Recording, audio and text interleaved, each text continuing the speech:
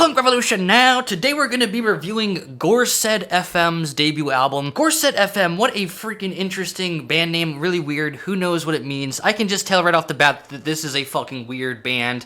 They've got weird names, they're from Phillipstown, New York, I don't even know where the hell that is. They've released a number of EPs that are pretty lo-fi, artsy, experimental, and like nerdy genres like neo-folk and black metal. So this is a weird band, but you know what? They've released their debut album on Death Shadow Records, and I listened to it, and it is blending together some pretty cool genres. I don't really hear blended together too often, and they've got some fucking killer tracks on this album, so I wanted to review it. So, yeah, let's go ahead and see what Gorsedd FM has going on. Let's start by taking a look at the album cover.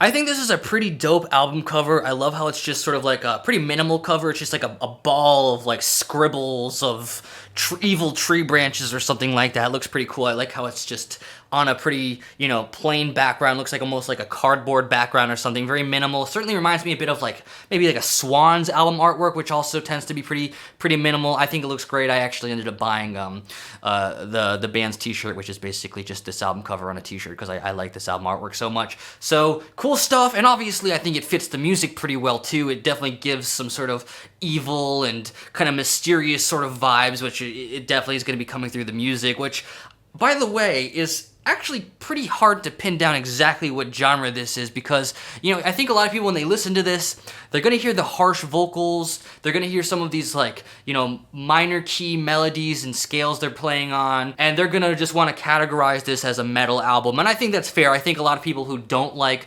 abrasive music, who don't like harsh vocals, who don't like metal, are not gonna like this album, and I think this album is going to appeal to people who actually really do like metal, so I think it definitely kind of fits in that family of metal. But when I'm listening to this album, like, I'm hearing so many like clean guitar tones, both electric and acoustic guitar. I'm hearing some like really like beautiful pianos, and I'm hearing some, you know, really nice folk tracks. Like, obviously there's been plenty of black metal bands that have incorporated folk elements into the music. There's nothing groundbreaking about that, but like I said, just because it has like all these clean guitar tones, it just sounds like they're playing these clean guitar tones except like really loud. So it has this kind of, you know, very intense and sometimes abrasive energy to it. But when you're listening to it, you're actually hearing like a lot of very gorgeous guitar riffs, very gorgeous guitar tones. I absolutely love the song The Forgotten Tune. I think this is honestly one of the coolest tracks I've heard all year. I love that acoustic guitar introduction that comes off the opening track of the album, and then it just speeds up, and then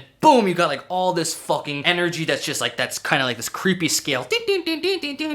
You know, it's like, it sounds very intense and epic, and then it's really, you know, dissonant, and then it switches to the chorus of this song, which is very, you know, triumphant, major key, very beautiful guitar riffs. Like, I love the guitar work here. Sounds very, you know, like folk, intricate, playing all these notes. You've got the powerful sounding drums. I love that snare tone. I love the drums, the tone of the drums throughout this entire record. I also really love the song Remnants of Rememory. This is the longest track on the album. I love the way that song develops and builds over time. Again, you know, it's like a contradiction here. We've got the like this sort of like melancholy feel going on in the instrumentations, but the vocals are very abrasive, and just the song just feels loud and powerful. So it's like a contradiction of like aggression and heaviness, but also like the more emotional and sad and depressive side to it.